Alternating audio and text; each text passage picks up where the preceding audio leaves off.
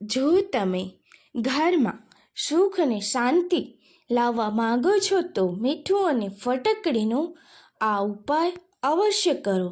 મિત્રો, આજે આપણે વાસ્તુશાસ્ત્રના એવા નિયમો અને ઉપાયો જાણવા જઈ રહ્યા છીએ કે જેનાથી તમારા ઘરમાં રહેલી ગરીબી દૂર થાય અને સુખ અને સમૃદ્ધિમાં વધારો થશે. મિત્રો, વિડીયોને આગળ જોતા પહેલાં કોમેન્ટ બોક્સમાં જય કુળદેવી, જય મા લક્ષ્મી લખવાનું ભૂલશો નહીં. માતાજી હંમેશા માટે આશીર્વાદ આપતા રહેશે. મિત્રો, આપ જાણો છો કે દરેક માનવીના જીવનમાં સુખ સંપત્તિ હોતી નથી. જો ઘરે ખૂબ જ આર્થિક પરિસ્થિતિ નબળી હોય તો કાં તો જો આર્થિક પરિસ્થિતિ સારી હોય તો ઘરમાં સુખ શાંતિ નથી હોતી.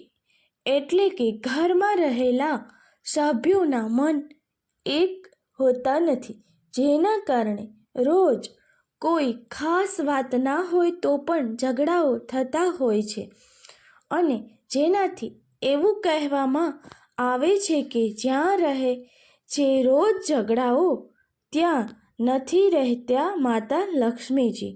માટે મિત્રો, ભલે આર્થિક પરિસ્થિતિ નબળી હોય પરંતુ જો ઘરમાં રહેલ તમામ સભ્યો શાંતિપૂર્ણ દિવસ પસાર કરશે તો દેવી લક્ષ્મીજી પ્રસન્ન થશે અને અચૂક તમારા ઘરમાં આર્થિક તંગી દૂર કરશે. મિત્રો, આજે આપણે જણાવતા આનંદ થાય છે કે વાસ્તુશાસ્ત્ર એક એવું શાસ્ત્ર છે કે જે માનવ જીવનમાં સુખ સમૃદ્ધિ પ્રદાન કરવા માટેનું એકમાત્ર શાસ્ત્ર છે. મિત્રો, આપણા ઘરમાં જ ઘણી બધી વાસ્તુશાસ્ત્રના ઉપાય કરી શકાય એવી વસ્તુઓ છે, પરંતુ આપણે જાણતા ન હોવાથી માતા લક્ષ્મીને આપણે પ્રસન્ન કરી શકતા નથી. મિત્રો, આપણા ઘરમાં રહેલ હળદર, મીઠું, લવિંગ, ફટકડી, ઇલાયચી, લસણની કળી આ તમામ ચીજ વસ્તુઓનો વાસ્તુશાસ્ત્ર અનુસાર ઉપાય કરવામાં આવે તો જીવનમાં રહેલી દરેક તંગીઓ અને સમસ્યાઓ દૂર કરી શકાય છે. તો આજે મિત્રો આપણે મીઠું અને ફટકડીના ઉપાયને જોઈશું, જે ઉપાય કરવાથી આપણે અચૂક પરિણામ મળે છે અને વ્યક્તિનું જીવન ચમકી શકે છે. તો ચાલો મિત્રો આગળ આપણે વિગતે જોઈએ. મિત્રો, આપણે જેટલી મહેનત કરીએ છીએ તેટલી આપણને સફળતા મળતી નથી. જો પરિવારમાં ઝઘડાઓ થતા રહે છે, આ બધું વાસ્તુશાસ્ત્રને ભૂલને કારણે થઈ શકે છે. બધું સારું કર્યા પછી પણ તેનું ફળ મળતું નથી, તેની પાછળ પણ વાસ્તુ દોષ હોઈ શકે છે. વાસ્તુશાસ્ત્ર અનુસાર ઘરમાં વાસ્તુ દોષના કારણે દરેક કામમાં વિઘ્ન આવે છે. એવું કહેવાય છે કે વાસ્તુશાસ્ત્ર એ આપણું જીવન સરળ બનાવવામાં અને આપણને તકલીફોથી બચાવવામાં મદદ કરે છે. વાસ્તુશાસ્ત્ર એક રીતે સુરક્ષિત વાતાવરણમાં નકારાત્મક ઉર્જાથી આપણને દૂર રાખે છે. ઉત્તર ભારતીય માન્યતા અનુસાર વાસ્તુશાસ્ત્ર એ વૈદિક બાંધકામ વિજ્ઞાન છે, જેની સ્થાપના ભગવાન વિશ્વકર્મા દ્વારા કરવામાં આવી હતી. તેમાં આર્કિટેક્ચરના સિદ્ધાંતો અને ફિલોસોફીનો સમાવેશ થાય છે, જે બિલ્ડિંગ બાંધકામમાં ખૂબ મહત્વ ધરાવે છે. તેમ ઘણી વખત સતત પ્રયાસ કર્યા પછી પણ આપણે જેટલી મહેનત કરીએ તેટલું સફળતા આપણને મળતી નથી. તો જો તમારા પરિવારમાં ઝઘડાઓ થતા રહે છે, આ બધું વાસ્તુશાસ્ત્રની ભૂલને કારણે થઈ શકે છે. બધું સારું કર્યા પછી પણ તેનું ફળ મળતું નથી, તેની પાછળ વાસ્તુ દોષ હોઈ શકે છે. વાસ્તુશાસ્ત્ર અનુસાર ઘરમાં વાસ્તુ દોષના કારણે દરેક કામમાં વિઘ્ન આવે છે. ઘરમાં ગરીબી અને આર્થિક સંકટ આવી શકે છે.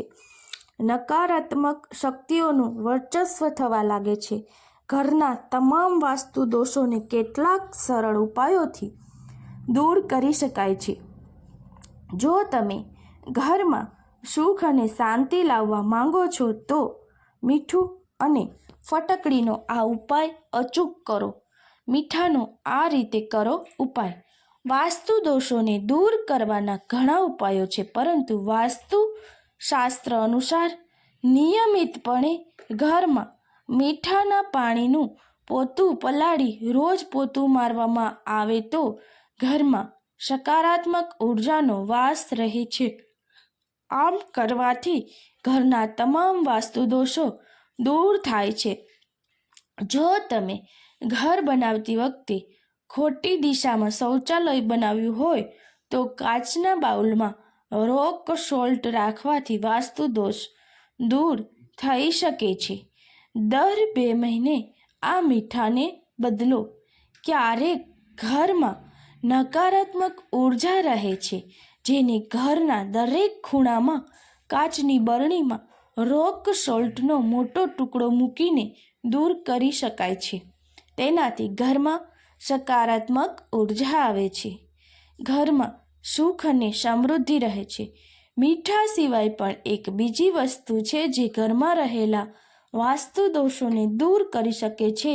તો વાસ્તુશાસ્ત્ર અનુસાર ઘરમાં વાસ્તુ દોષોને દૂર કરવા માટે કે બારી કે દરવાજા પાસે કાચની પ્લેટમાં ફટકડીના નાના નાના ટુકડા રાખો.